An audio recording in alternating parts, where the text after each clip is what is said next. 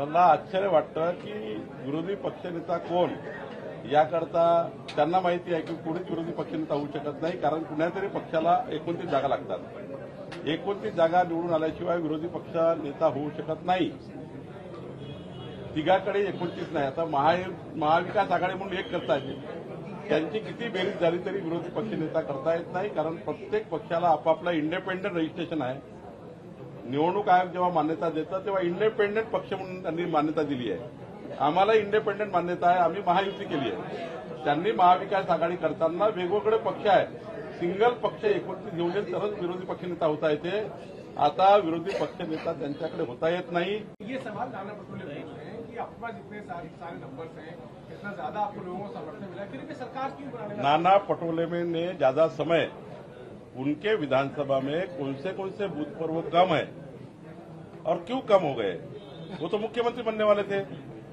भाई नाना पटोले ने कहा था मैं मुख्यमंत्री बनने वाला हूं, और मुख्यमंत्री बनने वाला हूं ऐसा करके पूरे विधानसभा में घूमे. उनकी विधानसभा साकोली में हर गांव में गए वो विधानसभा में कि मैं मुख्यमंत्री बनने वाला हूं, मैं मुख्यमंत्री बनने वाला हूं. डरा धमका भी वोट लिए. तो मुझे बताओ, उन्होंने आज जो समय बिताना है नाना पटोले जी ने, वो समय बिताना है उनके विधानसभा के जो बूथों पर या गांवों में वो क्यों कम रहे, इसका आकलन नाना पटोले कर ले, तो बाकी बात बाद में कर ले. तो सर सरकार बनाने में देरी क्यों? सरकार बनाने की देरी नाना पटोले से क्यों बात कर रहे हैं आप? सरकार बनाने के लिए मैं पहले ही कहा कि 3 पार्टी की सरकार है, महायुति की सरकार है, 14 करोड़ जनता के लिए सरकार आने वाली है. भाई जब महायुति की सरकार बनती है तो उसको थोड़ा टाइम लगता है. एक पार्टी की सरकार थोड़ी है कि आज क्या बना लेंगे. भाई थोड़ा समय जा रहा है, लेकिन जनता के हित में, महाराष्ट्र के हित में है. महाराष्ट्र को आगे लेके जाने के लिए है. हमारा केंद्रीय नेतृत्व और महाराष्ट्र के तीनों नेता बैठेंगे और मुझे लगता है योग्य निर्णय होगा. ऐसा निर्णय होगा कि महाराष्ट्र की जनता के लिए, विकास के लिए डबल इंजिन सरकार जो चलेगी वो देश के हित, महाराष्ट्र के हित में काम करेगी. आता आम्हाला 3,17,00,000 मतं मिळाले आहे. 69 लक्ष मताचा फायदा, म्हणजे 69 लक्ष मतं जास्त मिळाले लोकसभेपेक्षा विधानसभेमध्ये. आणि जे मी वारंवार सांगायचो 51% लढाई आम्हाला लढायची आहे, तर महायुती म्हणून आम्हाला 49% मतं मिळाले. पण भाजपाच्या 132 सीट ज्या निवडून आल्या, या निवडणुकीमध्ये भाजपाला 52% मतं आम्हाला मिळालेले आहेत. खरं तर एक मोठा विजय आम्हाला मिळालेला आहे.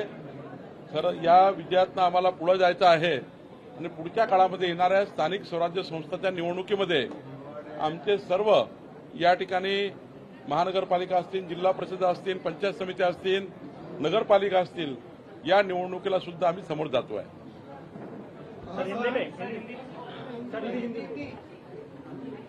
कल से भारतीय जनता पार्टी की हमारी इकाइयों की बैठक हुई. हमारे जिलाध्यक्ष, प्रदेश पदाधिकारी, हमारे विस्तारक, हमारे प्रकोष्ठ आघाड़ियों के सारे प्रतिनिधि आए थे. नजीक 1000 प्रतिनिधि कल से इनसे हमने चर्चा की और ये चुनाव में हमने ये निर्णय लिया है कि महाराष्ट्र में भारतीय जनता पार्टी 288 विधानसभा में 1,51,00,000 हमारे प्राइमरी मेंबर बनाएगी. हर विधानसभा में 500 कार्यकर्ताओं को हम सक्रिय सदस्यता देंगे और एक बड़ा संगठन का अचीवमेंट हम करेंगे. हमारे सारे चुन के हुए विधायक, हमारे एक्स विधायक, हमारे सांसद, सभी लोग पार्टी में संगठन पर्व के लिए काम करेंगे और एक बहुत बड़ा संगठन का हम जो प्राइमरी मेंबरशिप करेंगे. इसके साथ हमने एक विश्लेषण किया है कि लोकसभा चुनाव में 2,48,00,000 वोट हमको थे, महायुति को 2,50,00,000 मत वोट से वो महाविकास आघाड़ी को थे. 2 लाख वोट हमें कम थे. लेकिन अभी हमने विश्लेषण किया है जिसमें हमने देखा है 2,50,00,000 वोट से महाविकास आघाड़ी 2,17,00,000 वोट तक आ गई है. 33 लाख वोट पीछे चली गई है. और महायुति 2,48,00,000 से 3,17,00,000 पे गई है यानी 69 लाख वोट बढ़े हैं. ये बहुत बड़ा अचीवमेंट है.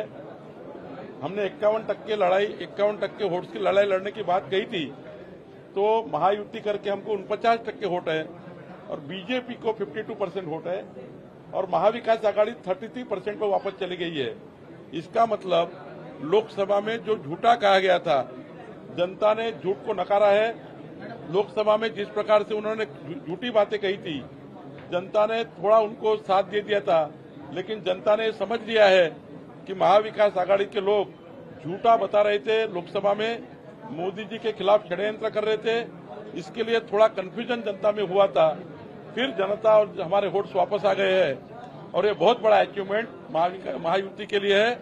हमने यहाँ पर जनता का आभार माना है, हम सारे मतदाताओं का आभार मानते हैं और निश्चित रूप से आगे भी जनता हमारे साथ रहेगी।